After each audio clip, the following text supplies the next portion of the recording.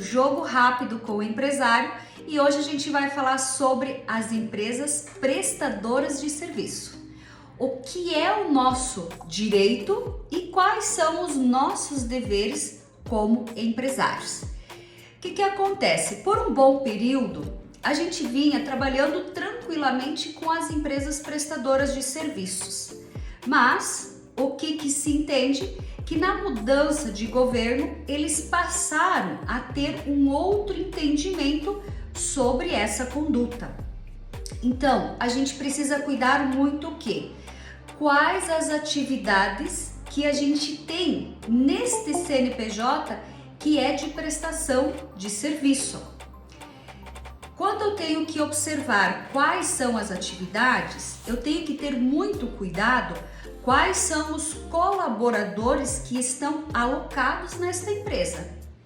Que tipo de mão de obra esses colaboradores vão estar prestando de serviço para esta empresa e que automaticamente eles vão prestar serviço para uma outra empresa também. Além dessa situação de qual atividade, a gente tem que observar o contrato que a gente vai firmar com este colaborador. Porque não é um contrato tradicional que a gente normalmente faz. A gente precisa ter cláusulas mencionando que ele está registrado nessa empresa, mas ele está prestando serviço para uma outra empresa.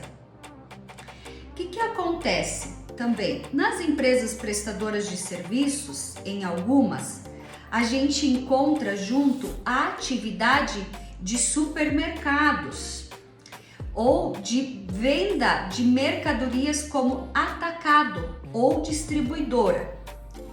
Mas esta empresa, além de ela ser prestadora de serviço e ela entrar com atividade de comércio varejista ou atacadista, muitas vezes é registrado um açougueiro, alguém que trabalha na parte da panificação ou um operador de caixa. Mas essa empresa que tem atividade de prestação de serviço e de comércio varejista, ela pode eventualmente vender para licitações para outras empresas. Pode, porque na parte do CNAE existe a possibilidade, né? Ela ganhou a licitação, ela está munida de documentos fiscais, mas acontece que esta empresa, se um fiscal chegar a vir fazer a visita, que é o que começou de acontecer agora a partir de 2023, ele vai dizer assim: como que a gente tem um açougueiro registrado nesta empresa se nós não temos o açougue aqui? Então, este é um grande cuidado que a gente tem que ter. Como que nós temos alguém registrado na parte de produção da panificação e nós não temos panificadora neste local? Mesma coisa seria na parte de operador de caixa, tá?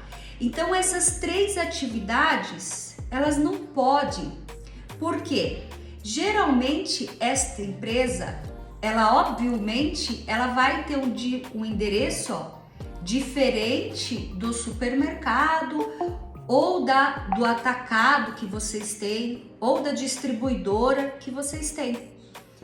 Então, esta empresa, ela geralmente tem uma metragem pequena. Por quê? Esta empresa, eu vou ter um local, muitas vezes um depósito. Eu posso ter um depósito nessa empresa? Posso ter o depósito. Mas como eu falei, posso vender carnes nessa empresa? Posso vender. Só que, se eu falar que eu tenho um açougueiro que está fazendo os cortes de carne, eu preciso ter toda a estrutura do açougue lá e eu não tenho. Cleidiane, mas daí se eu tenho um depósito e eu faço toda a produção da panificadora lá e eu levo tudo pronto para o supermercado. Se você fizer isso, pode também, não tem problema. Mas isso tem que estar no local desta empresa prestadora de serviço. E tem que ter todos os quinais ali realmente das atividades que você está fazendo. Então, em março deste ano, inúmeros clientes nossos, espalhados em todos os estados do Brasil, inúmeros clientes receberam a visita dos fiscais do Ministério do Trabalho. E quando recebida essa visita, eles vieram com checklist. E foi impressionante porque assim, o checklist ele é igual, indiferente se for no estado do Paraná, do Rio Grande do Sul, do Piauí, do Espírito Santo, todos eles tiveram o mesmo checklist. Então assim, eles solicitam em primeira mão todos os documentos, né? O nome do colaborador, qual a função que ele está exercendo. Ele já vem munido de informação, mas mesmo assim ele solicita mais informações da parte da contabilidade. Ele dá um prazo para a gente enviar essa documentação, onde ele vai avaliar a atividade que a gente tem no cartão do CNPJ. Ele vai avaliar qual é o local que ele encontrou e o que pode ser feito lá e o que não pode.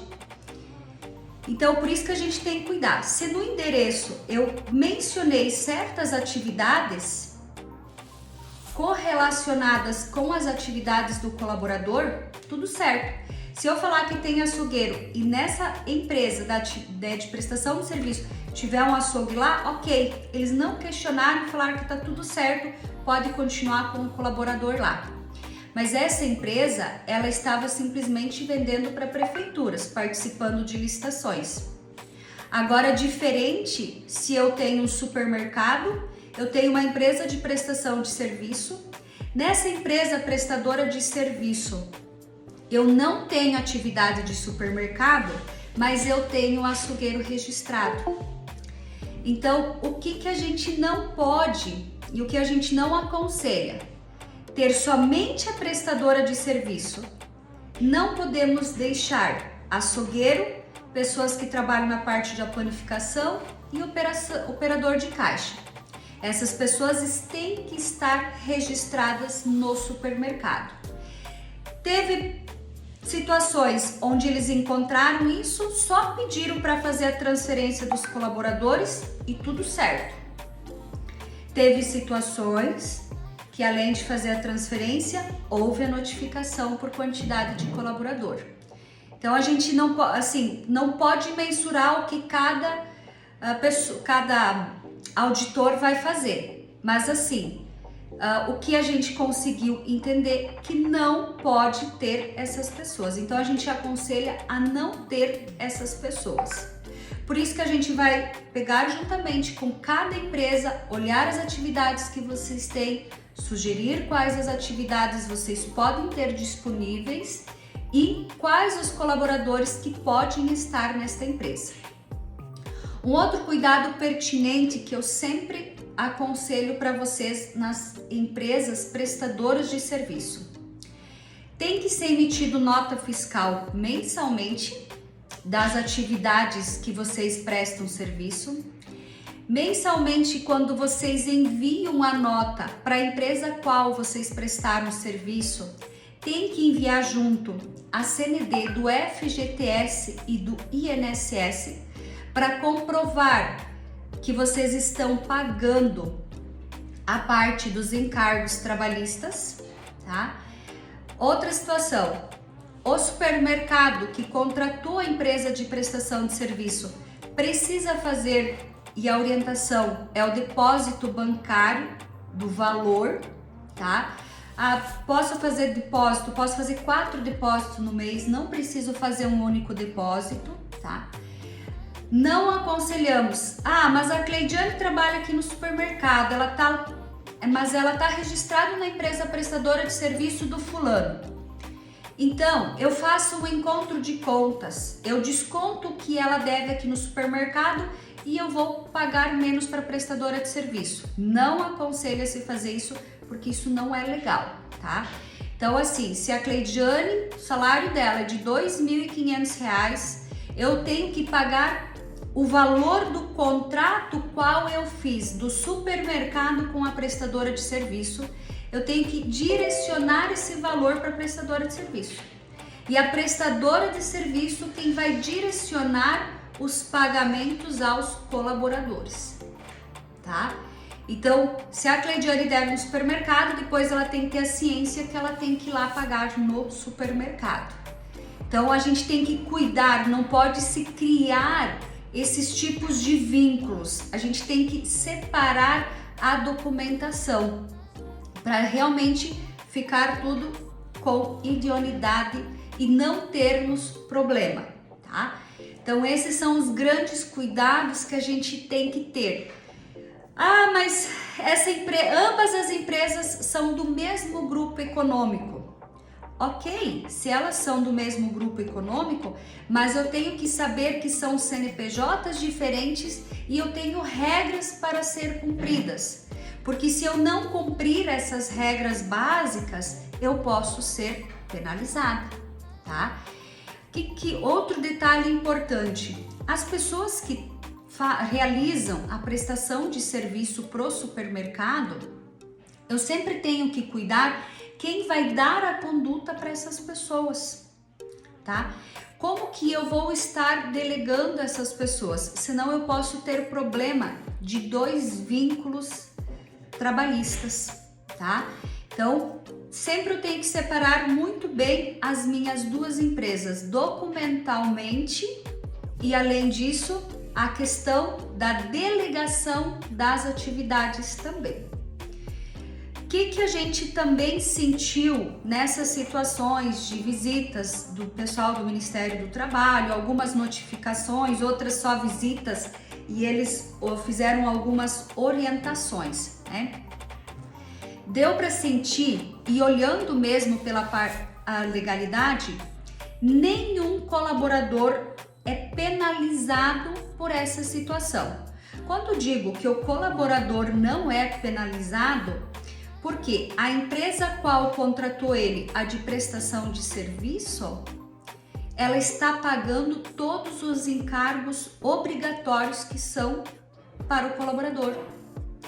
Então, ele em nenhum momento ele está sendo penalizado, ou seja, prejudicado pela empresa, tá?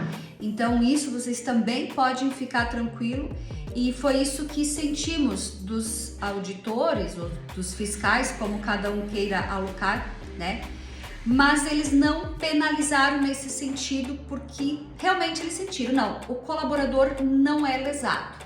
O que eles só exigem que a documentação existe, se caso o colaborador venha a ter algum auxílio algum auxílio de doença ou auxílio acidente, ele esteja munido de toda a documentação, tanto dele quanto da empresa, para fins de aposentadoria também, né? Ele está tendo todos os direitos dele, e para que a empresa também não se prejudique caso ela tenha que abrir um CAT sobre o acidente de trabalho. Então, assim, muitas vezes a gente pensa, constituir uma prestadora de serviço e nessa constituição não preciso fazer nada, eu controlo tudo aqui pelo supermercado, né? Não, a gente tem que cuidar que a gente tem regras para serem seguidas. Se eu seguir as regras, eu não vou ter problema algum. Outra grande pergunta, Cleidiane, vale a pena ter uma empresa prestadora de serviço? Gente, essa pergunta ela é muito personalizada para cada situação, tá? Tem situações que é vantagem, tem situações que não é vantajosa, tem situações que é necessária, tem situações que não há necessidade. Por isso que a gente avalia de empresa por empresa a situação. E é algo que a gente trata anualmente. Então, ano passado foi revista de várias e várias empresas e agora chegou o momento da gente revisar novamente. Vale a pena ou não vale a pena? Há necessidade ou não há necessidade? Então, sempre é uma conversa que a gente faz, um bate-papo para entender com vocês essas necessidades e se realmente vale a pena ou não. Então, isso é questão de economias tributárias, além das economias tributárias, se a gente está dentro da legalidade. E como a gente muito bem sabe, que quando temos as mudanças de governo, cada um passa a ter um olhar diferente para cada situação, tá? Então, pessoal, como eu prometido, jogo rápido com o empresário.